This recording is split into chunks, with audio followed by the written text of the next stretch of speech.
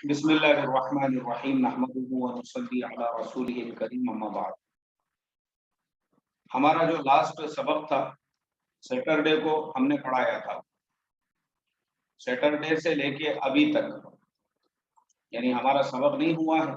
Sunday کو ہماری چھٹی تھی، اس کے بعد میں منڈے اور ٹیوزڈے جو ہے میں سفر پہ تھا، آج وینسڈے ہے، تو سمجھو 4 دنوں کے گیپ کے بعد میں ہمارا سبق ہو رہا۔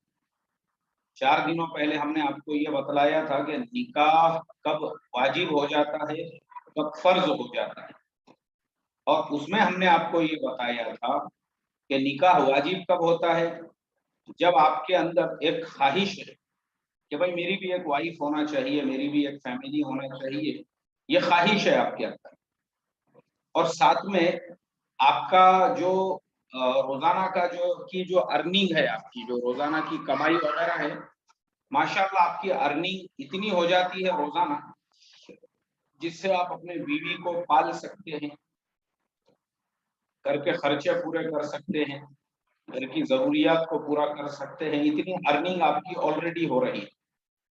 تو ایسی صورت میں آپ کے لیے نکاح کرنا واجب ہے، نہیں کریں گے تو گنہگار ہوں گے، اور اس میں ہم نے بہت سارے اگزامپلز بھی آپ کو دیے تھے۔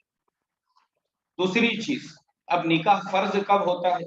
تو نکاح فرض جو ہے، فرض اور واجب کے بیچ میں ایک باریک بال جیسا فرق ہے کہ جب نکاح آپ پہ واجب ہوا تھا اس وقت میں آپ کو صرف بیوی کی ضرورت تھی کہ بھائی بیوی بھی ہونا چاہیے، فیملی بھی ہونا چاہیے، تاکہ میں اپنے بیوی سے پیار کروں، محبت کروں۔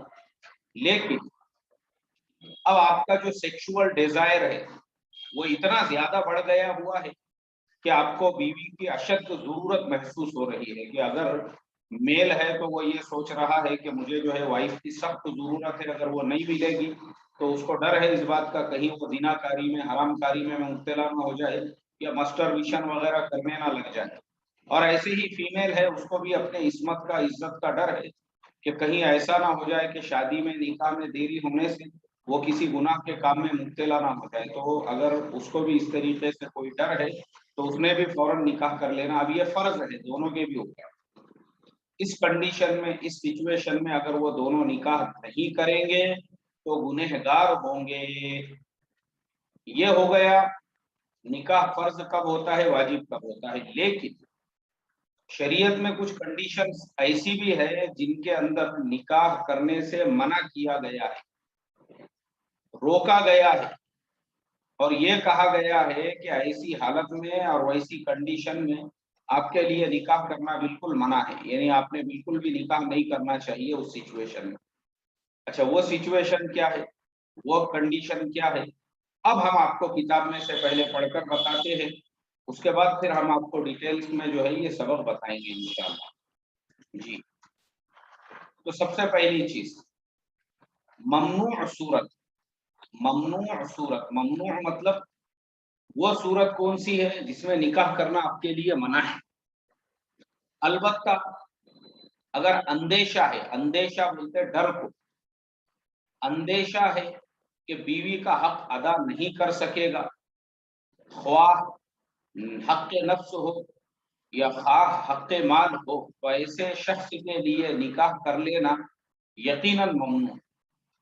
واپس سے ہم کتاب میں سے پڑھتے ہیں، البتہ اگر اندیشہ ہے کہ بیوی کے حق ادا نہ کر سکے گا، چاہے حق نفس ہو چاہے حق مال ہو، تو ایسے آدمی کے لیے نکاح کر لینا یقیناً ممنوع ہے۔ ممنوع مطلب ایسے آدمی کے لیے نکاح کر لینا جو ہے وہ شرعی اعتبار سے منع ہے۔ چلیے اب ہم جو ہے اس کو تھوڑا سا آپ کو کلیئر کر کے بتاتے ہیں تاکہ تمام لوگوں کو جو ہے یہ مسئلہ اچھی طرح سے سمجھ میں آئے، کیونکہ اس میں بہت سارے جو ورڈس ہے اور بہت سارے جو جملے ہیں وہ فارسی میں ہیں، اور فارسی عموماً ہمارے یہاں پہ لوگوں کو سمجھ میں نہیں آتی ہے، جیسے اندیشہ، اندیشہ کہتے ہیں ڈر کو، اور اسی طرح سے حق مال ہے، خواہ حق مال ہو یا حق نفس ہو۔ تو حق مال کیا چیز ہے، حق نفس کیا چیز ہے، یہ دونوں چیزیں بھی جو ہے ہمارے سارے اسٹوڈنٹس کو پتہ ہونا چاہیے۔ تو انشاءاللہ ہم ہمارے سارے اسٹوڈنٹس کو ابھی یہ دونوں جو کنسپٹ ہے وہ پوری طرح سے کلیئر کر کے بتاتے ہیں۔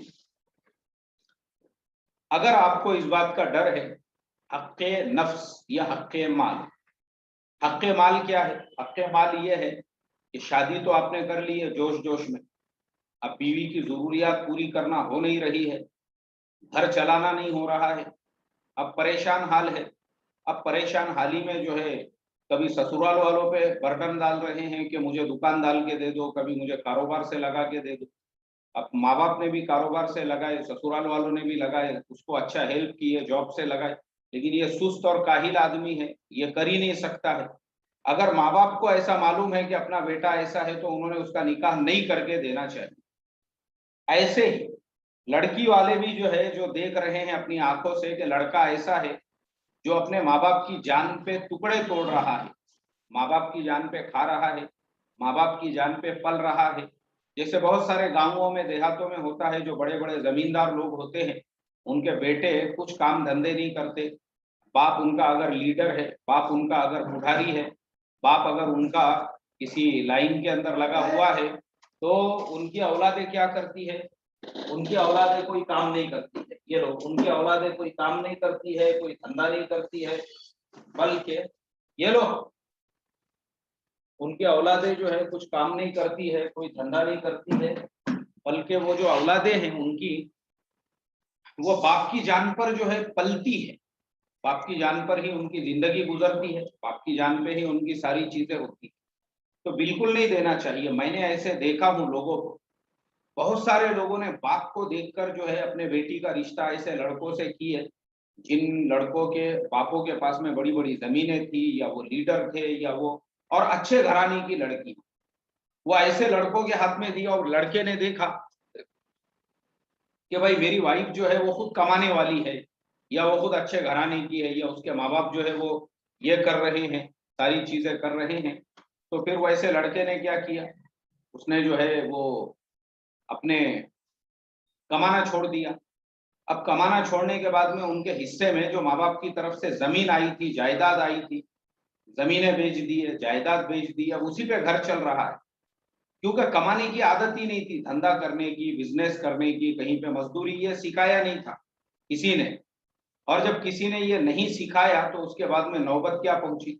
اس کے بعد میں نوبت ایسی پہنچی ایسے ہی لوگوں کی، ایسے لوگوں کی ہی کہ اوپر ایسے حالات آئے کہ پھر ان کی بیویاں جو ہے وہ لوگوں کے گھروں میں برتن دھونے پر، کام کرنے پہ مجبور ہو گئی، اور وہ جو ہے جن کے زمینوں کو دیکھ کر اور جائیداد کو دیکھ کر اور پراپرٹیز کو دیکھ کر لڑکیوں کے ماں باپ نے اپنی بیٹیاں ایسے لڑکوں کو دیے تھے، ان کی زندگیاں برباد ہو گئی۔ تو ایسا انسان جو حق مال ادا نہیں کر سکتا، کیونکہ بیوی اگر آپ کسی کی بہن بیٹی سے نکاح کر رہے ہو تو اس کا مطلب یہ نہیں ہے کہ نکاح خالی ایک ہی کام کے لیے ہوتا ہے، بلکہ نکاح میں اور بھی چیزیں ہیں۔ آپ اس کو لے کر آ رہے ہو اپنے گھر پہ تو اس کا کھانا ہے، اس کا پینا ہے، اس کے کپڑے ہے، اس کے ڈریسز ہے، اور پھر اس کا صابن ہے، اس کا شیمپو ہے، اس کے لیے ہیئر ڈرائر ہے، اس کے لیے جو ہے میک اپ کا پورا سامان ہے، اس کے لیے جو ہے سارا ہر مہینے کو اس کا موبائل کا ریچارج ہے، اس کے بعد میں اس کی جو ہے ضرورت کی ہر چیز ہے۔ تو یہ سب چیزیں جو ہے نا یہ واجب ہے آپ کے اوپر۔ نان ہے، اس کا رہنے کا جو گھر ہے، اس کا نفقہ ہے، اس کا سکنا ہے، یعنی اس کو اتنا خرچہ آپ نے دینا چاہیے جس سے اطمینان سے وہ گھر چلا سکے۔ یہ سارا حق ہے اس لڑکی کا، اس عورت کا جو آپ کے نکاح میں آپ کر کے لا رہے ہوں۔ خالی اس کا ایک ہی حق نہیں ہے کہ بس بولے میں بیوی کا خالی ایک ہی حق ادا کر رہا ہوں، تو ایسے سے بیوی کا حق ادا نہیں ہوتا ہے، بلکہ اس کے ہر ضرورت کا، اس کے بالوں کا تک آپ نے خیال رکھنا ضروری ہے کہ کون سا شیمپو اس کو پسند آتا ہے، اور کون سا جو ہے اس کو صابن اس کے پسند کی ہے۔ اب بیوی جو ہے وہ بول رہی ہے کہ اس کی جو فیوریٹ صابن ہے، اس کو جو ہے پیئرس، وہ صابن سے جو ہے اس کو وہ صابن چاہیے، اور آپ نے لائف بوائے 10 روپے کی لائف بوائے لا کے دے دیا اس کو، رگڑو اس کو مہینے بھر تک ½ کلو کی لائف بوائے صابن۔ تو ایسا نہیں چلے گا نا، بلکہ آپ کسی کی بہن بیٹی سے نکاح کر رہے ہو تو اس کے حقوق ہے، اور یہ بھی ہے کہ گھر میں پورا خرچہ آپ نے، ایسا نہیں ہے آپ اپنے دوستوں کے ساتھ میں بہت سارے لوگوں کو دیکھتا ہوں، شادی ہو گئی، نکاح ہو گیا، اور بیوی جو ہے بیچاری گھر میں دال چاول بنا کے کھا رہی ہے، اور شوہر کہاں ہے تو بولے آج دوستوں کے ساتھ میں فلانے ہائی وے کے ڈھابے پہ ہے، پارٹی میں، وہاں پارٹی ہو رہی ہے۔ کل کہاں ہیں تو بولے فلانے شہر کے جو ہے ڈھابے کے اوپر کھانا کھانے کو گئے ہوئے ہیں. ایسے بھی لوگ ہیں. اب میں آپ کو بتاتا ہوں، ایک صاحب کے طرف میرا قرضہ تھا، انہوں نے میرے سے پیسے ادھار لیے تھے اور وہ میرے جیسی تھے، دیندار ماشاء اللہ، ساری چیزیں تھی. اب میں نے وہ حساب سے ان کو، ان کی والدہ دواخانے میں ایڈمٹ تھی تو میں نے ان کو کچھ قرضہ دے دیا تھا. اب وہ واپس دینے کا نام ہی نہیں لے رہے ہیں. میں پریشان ہو گیا. میں بولا بھائی یہ آدمی جو ہے انسان ہے کیا ہے، چلو ذرا اس کے گھر پہ جا کے آئیں گے آپ. اچھا میں اس کو میسج کر رہا ہوں تو پتا ہے آپ کو اس نے مجھے ریپلائی میں کیا جواب دیا؟ اس نے مجھے بولا ارے کیا لگائے، بولے یار تم نے اتنے سے پیسے کے واسطے بار بار مجھے میسج کر رہے، مجھے فون کر رہے، اتنے پیسے تو ایک ٹائم کے لنچ کا میرا بل رہتا. بولے ہوٹل کے اندر جب میں کھانا کھانے کو جاتا ہوں، کبھی بھیونڈی کے ڈھابے پہ گئے کیا بولے تم کھانے کو؟ میں بولا بھائی میں غریب آدمی ہوں، میرے کو اتنے بڑے بڑے ڈھابے وابے پتہ نہیں. ہاں بولے اسی لیے دیکھو بولے میں کبھی جاتا نا وہاں پہ 20,000 30,000 تو ایک ایک ٹائم کا بل رہتا. بولے ہمارا 20,000 پورے بکرے کا آرڈر دے دیتے بولے ہم وہاں پہ. ایسا نہیں کھاتے بولے ہم ایک پلیٹ چکن اور آدھا پلیٹ جو ہے تندوری چکن، یہ سب آرڈر نہیں رہتے وہاں، پورا بکرے کا آرڈر رہتا. بولے وہ بھیونڈی میں کوئی ڈھابا ہے بولتے وہاں پہ پورا بکرا ہی پکا کے دیتے. بولے پورا اکھا بکرا، بس ایسے 2 بکرے منگا لیتے بولے ہم، اور اس کا بل آتا کچھ 20,000 25,000 30,000. ایسا ہمارا ایک ایک ٹائم کا خرچہ ہے بولے. میں بولا یار زیادہ پھیکم بھاگ کر رہا تو، میں کل تیرے گھر پہ آ رہا ہوں، میں بولا وصولی کے لیے. اب میں گیا اس کے گھر پہ دوسرے دن، کیونکہ پیسے تھے میرے، مجھے بھی ضرورت تھی. اب اس کے گھر پہ جانے کے بعد میں نے دروازہ کھٹکھٹایا تو ان کی چھوٹی سی ایک بیٹی آئی باہر. اس نے دروازہ کھولی، ایسی منڈی باہر نکالی، کون ہے کون ہے؟ میں بولا السلام علیکم، ابا ہے کیا گھر میں؟ بولے نہیں ابا سفر پہ گئے ہوئے ہیں. پھر دوسری بیٹی آئی، پھر تیسرا بچہ آیا نیچے سے، پھر چوتھا آیا ایک دم ایسا اتنا ٹلا جو ہے ایک دم ایسی ناک بھیری اس کی یہاں تک، وہ بھی ایک دم سب کے اس میں سے آیا اور وہ سب دروازے کے باہر آ کے مجھے دیکھ رہے ایسا سب میری چہرے کو، میرے صورت کو دیکھ رہے. میں بولا کتنے دن سے نہیں ہے ابا گھر میں؟ بولے ابا کم سے کم 15 دن سے نہیں ہے گھر پہ، ابا سفر پہ گئے ہوئے ہیں. میں بولا کہاں گئے ہوئے ہیں سفر پہ، کچھ گاؤں وغیرہ پتا ہے؟ نہیں بولے ہم کو نہیں معلوم ہے گھر. تو میں بولا گھر کا خرچہ وہ چل رہا کیا برابر سے، کھانے پینے کو ہے گھر میں؟ ہاں بولے یہ کہ ہم کرانہ دکان سے جو ہے سامان وغیرہ لے کے آتے، بولے وہ ابا آنے کے بعد پیسے دیتے. میں بولا گوشت گیش کچھ لاتے کیا؟ نہیں گوشت ووش نہیں لاتے، بولے وہ ابا آنے کے بعد ہی لاتے. تو میں بولا 15 دن سے گوشت کھائے کیا؟ نہیں بولے وہ ابا آئیں گے نا تو اس کے بعد وہ لے کر آئیں گے. مجھے اتنا افسوس ہوا، میں نے بولا اے اللہ میں کائے کو آیا اس کے گھر پہ وصولی کر کے، الٹا مجھے افسوس ہوا یار. میں بولا میں آتا تو آتے کم سے کم میں نے 1 کلو بھر کے گوشت لے کے آنا چاہیے تھا. کہ بچے بیچارے پورے جو ہے میرے کو ایسا دیکھ رہے، وہ معصومیت سے سب میرے چہرے کو، کہ ان کو بھی ایسا لگا کہ میں آیا تو کچھ پھل فروٹ یا بچوں کے لیے کچھ چاکلیٹ لے کے آیا بول کے، ان کو معلوم ہی نہیں میں ادھاری وصول کرنے کو آیا ہوں بول کے. تو مجھے اتنا افسوس ہوا تو میں سوچنے لگا، واپسی میں جب میں وہاں سے نکلا تو میں سوچنے لگا، میں نے بولا اے اللہ یہ کیسے لوگ ہوتے ہوں گے، ان کو رتی برابر شرم نہیں آتی، جو میسج کے اندر یہ لکھ رہے ہیں کہ ہم بھیونڈی کے ڈھابے میں کھانا کھاتے ہیں اور ہم فلانے ہائی وے پہ لنچ کرتے ہیں اور فلانے اس پہ جو ہے ہم بریک فاسٹ کرتے ہیں. یار خود کھا رہے بڑے بڑے بکرے کھا رہے اور گھر میں جورو بچوں کو جو ہے 15 دن سے گوشت نہیں معلوم ہے ان کو. تو یہ جو ہے نا شرم کی بات ہے، شرم کی بات ہے. تو اس کے لیے اگر آپ شادی کر رہے ہو، نکاح کر رہے ہو، فرض ہے یہ، ضروری ہے، یہ لازمی ہے کہ جو آپ کھا رہے ہو وہی اپنے بیوی بال بچوں کو کھلاؤ. یہ نہیں آپ ڈھابوں پہ پارٹیاں اڑا رہے اور گھر میں جورو بچوں کو کھانے کو دال چاول ہے، غلط بات ہے.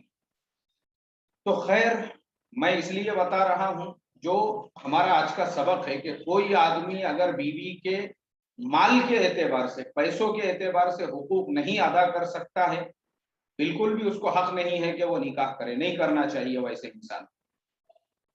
اور دوسرا حق مال ہو گیا، اور دوسرا حق نفس. ایسا مرد جو نامرد ہے، اس کا نام تو مرد ہے لیکن وہ نامرد ہے. نامرد کا مطلب کیا ہے؟ نامرد کا مطلب یہ ہے کہ اللہ تبارک و تعالیٰ نے جو مردانہ طاقت اس کے اندر رکھی ہوئی ہے وہ ہے نہیں اس کے اندر. اس کی حرکتیں وغیرہ لڑکیوں کے جیسی، آپا جان کے جیسی اگر ہے اور وہ میٹھے ماموں ہے تو اس نے بالکل بھی نکاح نہیں کرنا چاہیے. شریعت میں بالکل اس کو جو ہے رائٹ نہیں ہے. ورنہ بہت سارے لوگ اس طریقے سے لوگوں کے سامنے چھپاتے ہیں کہ وہ مرد یعنی وہ عورت کا حق ادا کرنے کے قابل ہی نہیں ہے، اور وہ یہ بات کو چھپاتے ہیں. اور چھپانے کے بعد میں کیا ہوتا ہے، جب ان کا نکاح ہو گیا، اب نکاح ہونے کے بعد وہ لڑکی شرم میں، وہ لڑکی بھی بیچاری جو ہے وہ یہ سوچتی ہے کہ میرے ماں باپ کی عزت کا کیسا ہوں گا، میرے گھر والوں کی عزت. ابھی دیکھو میں آپ کو بتاتا ہوں، ابھی میں تھوڑے دنوں پہلے ایک طلاق کے سلسلے میں میاں بیوی میں ایسی جھگڑے چل رہے تھے، اور وہ مسئلہ ایسا تھا کہ یعنی وہ لڑکی کے والد جو ہے اتنا ڈر رہے تھے. بولے مولانا اپن ایک کام کریں گے، وہ لڑکے والے آ رہے نا ان کو دوسری جگہ پہ اپن کہیں ہوٹل گیٹل میں بیٹھیں گے بولے بات کرنے. میں بولا بھائی ہوٹل میں کیوں بیٹھنے کا؟ بولے نہیں اپنی سوسائٹی میں وہ کیسا ہے، اگر پڑوس والوں کو بلڈنگ والوں کو ان کو پتا چلا کہ دیکھو ان کا کچھ تو بھی مسئلے مسائل چل رہے ہیں لڑکی کے، تو بولے وہ شرم کی وجہ سے. مطلب لوگوں کی تھنکنگ ہے، حالانکہ ایسا نہیں ہونا چاہیے.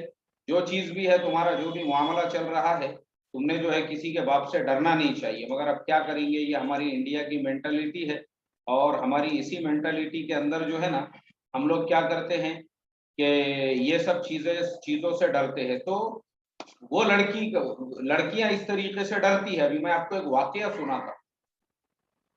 یہاں ہمارے آفس کے اندر ہم نے وہ مسئلے کو حل کیا. ایک لڑکی کا نکاح ہو کے 1.5 سال ہو گیا، اور 1.5 سال ہونے کے بعد میں وہ لڑکی کو جو ہے پریگنینسی نہیں ہو رہی تھی.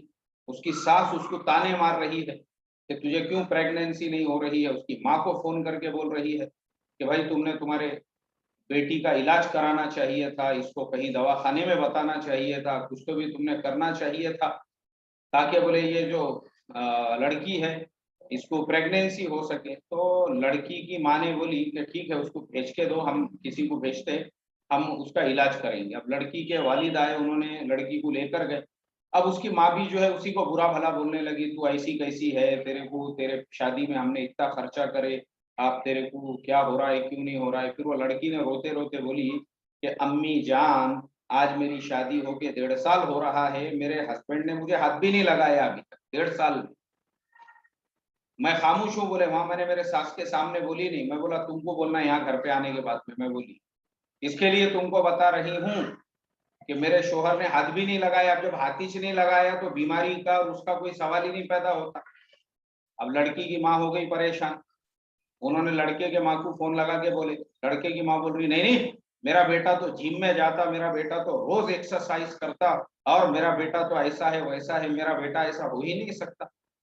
اس کے بعد میں یہیں آئے وہ لوگ، ہم سامنے میں نے ان کو بٹھایا، اور وہ لڑکے کو ہم نے جو ہے ایک دم صاف صاف لفظوں میں پوچھے نہیں تو ہم نے بولے بھائی تیرا میڈیکل چیک اپ کرائیں. تو لڑکے نے بولا نہیں، بولے بالکل بات صحیح ہے، میں حق نہیں ادا کر سکتا تھا بولے میرے بیوی کا، گھر والوں نے زبردستی نکاح کر کے دیے، ان کو بول رہا بھی میں تو زبردستی کر کے دیے. بولے بہت ہمارے اماں کی خواہش تھی، تمنا تھی. ارے تیرے ماں کی خواہش اور تمنا کے چکر میں وہ دوسرے کے بہن بیٹی کی زندگی برباد ہو گئی نا. جب اپنے اندر نہیں ہے طاقت تو فوراً بول دینے کا تھا. تو وہ لڑکی کا جو ہے خلا کرانا پڑا صرف اس وجہ سے. 1.5 سال ہو گیا اور وہ نامرد تھا وہ لڑکا. تو ایسے بہت سارے لوگ ہیں. یہ تو میں نے تم کو 1.5 سال کا سنایا. ابھی ایسے بھی ہمارے پاس میں کیسز آتے ہیں 8 دن میں بولے لڑکا نامرد ہے، اور 15 دن میں بولے پتا چل رہا ہے کہ لڑکا نامرد ہے. اور اس طریقے سے نامرد مطلب آج کل کے لڑکے جو ہے نا یہ ویمل گٹکے کھا کھا کے آٹومیٹیکلی نامرد بن رہے ہیں. یہ ویمل گٹکا ہی نامرد بناتا ہے انسان کو. یہ گائے چھاپ زردہ، یہ تمباکو، یہ میراج، اور یہ جتنی بھی نشیڑی چیزیں ہیں اس سے آدمی نامرد بن جاتا.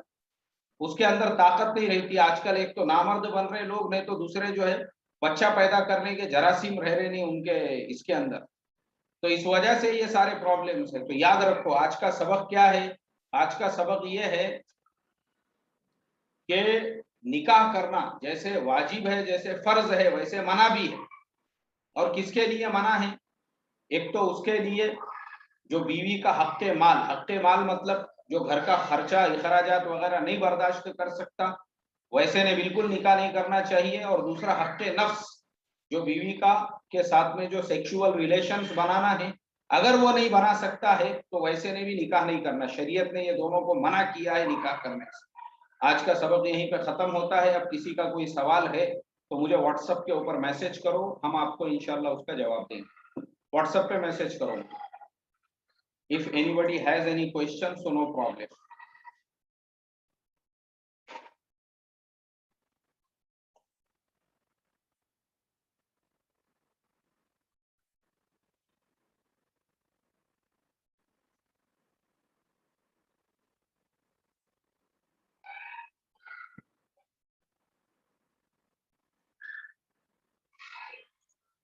चलिए हम वेट कर रहे हैं। अरशद भाई का मैसेज आया है, इनकी तरफ से सलाम है, पूरा सवाल नहीं है, सिर्फ सलाम है। ठीक है, वालेकुम अस्सलाम रहमतुल्लाह अरशद भाई। चलो, और किसी का कोई सवाल है भाई?